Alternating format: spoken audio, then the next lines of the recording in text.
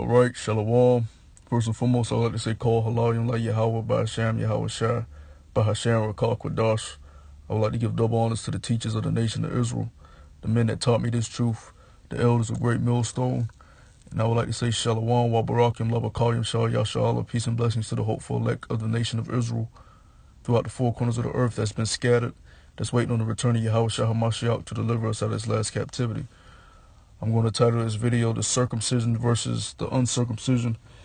And I'm basically just going to give brothers a few scriptures where they can use on the highways and byways, or just, anytime you're battling a Christian or anybody in these false religions in these churches who believe that the uncircumcision in the New Testament is talking about an actual heathen nation. Because rarely or ever do these Christians ever bring out the names of the heathen nations, whether it be Elamites, Hamites, Ammonites, Moabites, they don't never bring out the names of these heathen nations, They always just say Gentile and that's it. But, in the Greek, that word Gentile has different meanings in different instances that it's being used sometimes in the scriptures. You can't just go off a word that you're reading in English because it was written in Greek, It was translated for you to read it, But Great Britain wasn't ruling in the time when the one you call Jesus, which his Hebrew name is Yahweh Shai, Great Britain wasn't ruling when he came the first time, The English weren't ruling, okay? Before he came, you had the Greeks ruling, and then the Romans, okay? The Greco-Roman Empire, which in that empire, they spoke Greek, Latin, and Hebrew. So just because you're reading something in English, you have to go back and look at what that word means in the language that it was originally written in, okay? To make it very simple, okay? And I'm going to try to make this lesson very simple, because it is very simple to the ones that has chosen to understand it, okay? I'm going to start at Ephesians chapter 2, verse 11.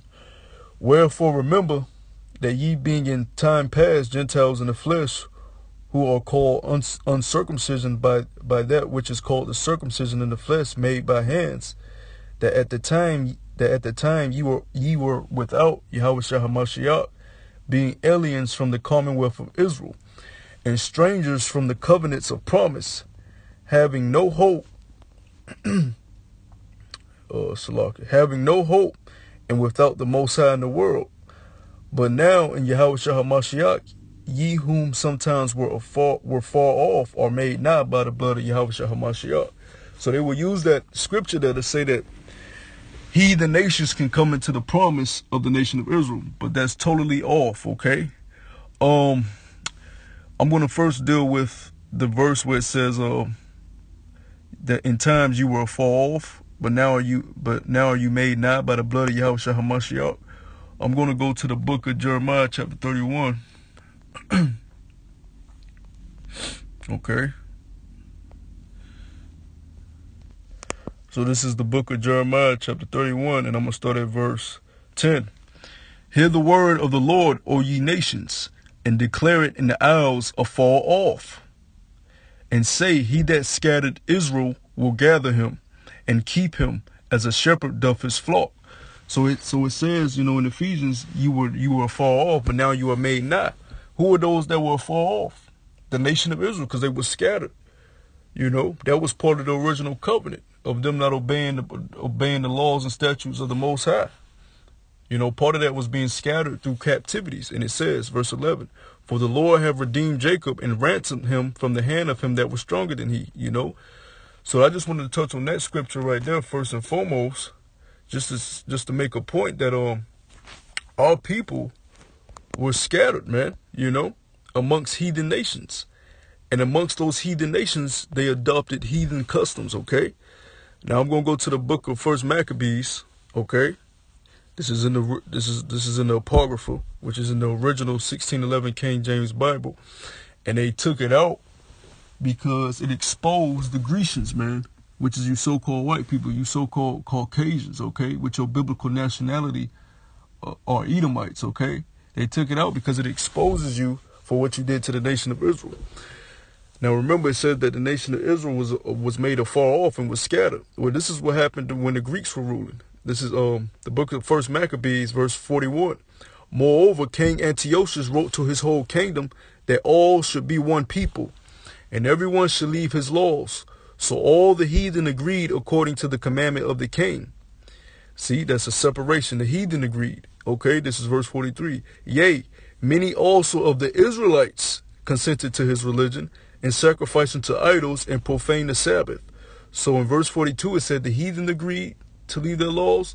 In verse 43 said the Israelites agreed to leave their laws. Okay, so now you have a blending in coming with these two verses. Okay, verse 44. For the king had sent letters by messengers unto Jerusalem and the cities of Judah that they should follow the strange laws of the land, and forbid burnt offerings and sacrifice and drink offerings in the temple, and that they should profane the Sabbaths and festival days and pollute the sanctuary and holy people, set up altars and groves and chapels of idols, and sacrifice swine's flesh and unclean beasts. So what you got to understand was that this happened before the one you call Jesus Christ, Hebrew name Yahushua, came on the scene and his disciples. So with this history of the nation of Israel consenting unto King Antiochus' decrees to leave their laws and become pagans and to defile the Sabbath and profane the Sabbath, they were in league with the heathens, and in doing so they became heathens. They were looked at as heathens in the eyes of the Most High. Okay? Verse 48, that they should also leave their children uncircumcised and make their souls abominable with all manner of uncleanness and profanation. So it said their children shall be left uncircumcised. So if you leave your children uncircumcised, think about that years down the road, and you know, as your lineage continues on, and you're not keeping those laws, and your children are not teaching their children to keep those laws. As those times go on, and the years go by, they're not going to remember anything about them being a Hebrew Israelite, because they weren't raised as a Hebrew Israelite. They were raised under the Grecian laws. They were raised as Greeks. So they weren't circumcised. Okay, they weren't keeping the holy Sabbath. They weren't keeping any Hebrew days, you know. So you had a lot of Israelites who were Grecians, man, who were Grecians, okay? And if you can't receive that, it's not meant to you to receive it. It's very simple. You have to get the history behind what happened to the point that you had an argument of the circumcision and the uncircumcision, okay? Because the circumcision was nothing but the Israelites who decided to not go after the Grecian way, the Roman way, and to keep their own laws and obey their own laws and continue to circumcise their children, okay? And the uncircumcision were those who decided and consented and were forced, you know, to keep the Grecian laws, okay, and to forsake their own laws, okay? Because what you got to understand is the heathens always was under their own beliefs, okay? The Most High never dealt with them, okay? He never looked at them as his children. Matter of fact, let me get that. This is the book of Psalms, chapter 147 and verse 20. No, verse 19. He showeth his word unto Jacob, his statutes and his judgments unto Israel. He have not dealt so with any nation, and as for his judgments, they have not known them. Praise ye the Lord. So only Israel knew the Most High's laws and knew his judgments. Only Israel. So the heathen wouldn't even be a consideration in the New Testament of them trying to keep the laws of the Most High, because it wasn't given for them to keep, you know. They weren't at Mount Sinai with Moses making a pact with the Most High. That was Israel, okay? You can't change that, okay? Now I'm going to get that law that the Most High established with the children of Israel that they were to keep throughout their generations, okay? I'm going to go to the book of Genesis chapter 17. Genesis chapter 17. Okay, let me see. This is Genesis chapter 17, verse 9. And the Most High said unto Abraham, Thou shalt keep my covenant, therefore, thou and thy seed after thee in their generations. This is my covenant which ye shall keep between me and you and thy seed after thee. Every man child among you shall be circumcised, and ye shall circumcise the flesh of your foreskin, and it shall be a token of the covenant betwixt me and you. Did he give that covenant to Ham? Did he give that covenant to Moab, to Ammon, to Elam, to Ishmael, to Esau? You so-called white people? No. Okay? He's talking to Abraham and his seed, the lineage of Abraham, Isaac, and Jacob. That never was given to the heathens. Okay? And I'm going to continue and then explain after. Verse 12. And he that is 8 days old shall be circumcised among you, every man child in your generations. He that is born in the house or bought with money of any stranger, which is not of thy seed. He that is born in thy house and he that is bought with thy money must needs be circumcised. And my covenant shall be in your flesh for an everlasting covenant. And the uncircumcised man child whose flesh of his foreskin is not uncircumcised, that soul shall be cut off from his people. He have broken my covenant.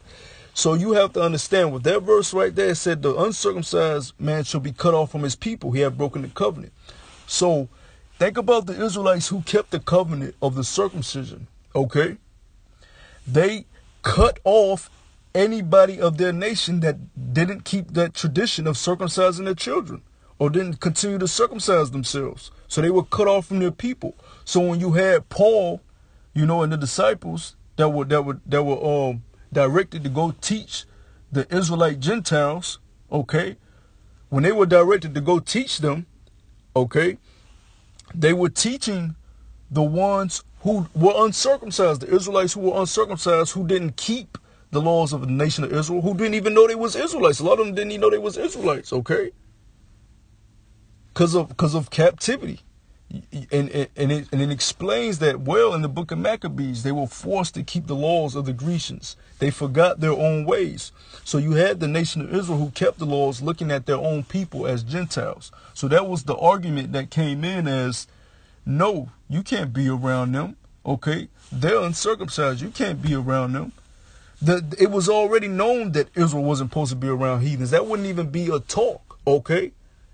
Well, why would the Lord decide all of a sudden to send his men to heathen nations? That don't make sense. He was sending his men, his disciples, his apostles to the Israelites who were scattered afar off, who forgot their customs and took up the heathen customs, to let them know that they were being adopted back by the one you call Jesus Christ, Hebrew name Yahweh, to the Father. Okay? Okay, now I'm going to go to the book of Acts, chapter 7, and this was Stephen's last testimony before he was stoned, and he was given the history of the nation of Israel. Okay, it says, and he was speaking about the Most High. This is Acts chapter 7, verse 8. And he gave him the covenant of circumcision. And so Abraham begat Isaac and circumcised him the 8th day. And Isaac begat Jacob, and Jacob begat the 12 patriarchs. Okay, so the covenant of circumcision was given to Abraham, Isaac, and Jacob, not to any other nation. Okay, and Stephen clearly understood that. So when you have the argument between the circumcision and the uncircumcision, you have to know that those were just Israelites that were uncircumcised, because they were the only ones given the laws. The nation of Israel was the only ones given the laws, the only ones given the covenant, the only ones given the promise. So though they were cut off for a time being, they will always be able to be reconciled back. And how were they reconciled back? By the one you call Jesus Christ, Yahweh. The other nations never had anything to do with the power of the nation of Israel. Never throughout the scriptures. Never. You know, you can't just read these scriptures in English and not go back and check out the original meanings of these words, and also learning the history behind what happened to the nation of Israel, because there's a lot of history that we don't know, that we haven't been taught, that has been hidden from us, man. There is a reason when the argument between Paul and Peter came up about the uncircumcision, that, you know, they say that a man is not justified by the works and in the flesh, because that's the same reason the Lord took away the temple from the nation of Israel, took away the king, took away the priests, and scattered them into slavery today, the so-called Negroes, Latinos, and Native Americans, to where we don't have anything but the spiritual body of Yahweh, which is the men congregating in His truth, living and abiding in this truth. That is our sacrifice. We're sacrificing ourselves back to the Most High through the Spirit and power of Yahweh Shem Yahushua, through His Son that died for us to be able to do so. Okay? Because it's not by, the Lord don't need us to do it, to go get a lamb and sacrifice it. The Lord don't need us to be, you know what I'm saying? We keep the laws to the best of our ability, but that's not what's going to get us back to the Most High, you know? It's by faith, you know, and then backing your faith up with works, okay? Okay, I didn't want to make this too long, but I'm going to get you know, I want to make it basic and simple as possible. But I'm going to get one last scripture. This is Romans chapter 4, verse 9. And this should explain it clearly. Cometh this blessedness then upon the circumcision only, or upon the uncircumcision also? For we say that the faith was reckoned to Abraham for righteousness. How was it then reckoned when he was in circumcision or in uncircumcision? Not in circumcision, but in uncircumcision. And he received the sign of circumcision, a seal of righteousness of the faith which he had yet being uncircumcised, that he might be the father of all them that believe, though they be not circumcised, that righteousness might be imputed unto them also. And the father of circumcision to them who are not of the circumcision only, but who also walk in the steps of that faith of our father Abraham, which he had being yet uncircumcised. Who is Abraham a father to? The nation of Israel. Okay, which he had being yet uncircumcised, for the promise that he should be the heir of the world was not to Abraham or to his seed through the law, but through the righteousness of faith. See, that should explain to you why it says, you know, not by works shall we you know, enter the kingdom alone, not by works alone, because Abraham showed faith to the Most High. That's why he got the covenant, and that's why he got the promise. See, somebody will read that without understanding and think, oh, if I have faith, that means I can, you know, it don't matter if I'm a heathen. No, he showed his faith many times. He was tested by the Most High, even when he had to, you know, was about to sacrifice Isaac. Okay, and through showing his faith, he was given the covenant and the promise, and his seed was given that. Okay, not through the law was it established, but through his faith. And then came the laws, the statutes, and the covenant and the promise, okay? Period, man. Period, okay? Let me continue. For if they which are of the law be heirs, faith is made void, and the promise is made of none effect. You know, and that's basically the point. Because in this time, we're going to need faith, you know? We're going to need a lot of faith, because a lot of hell is going to befall this place. Jacob's trouble is on the way, you know? But, you know, I just wanted to touch on that, and I hope the elect was edified wherever they are. May who the Lord wants to receive this, receive it. And with that, I want to say shalom.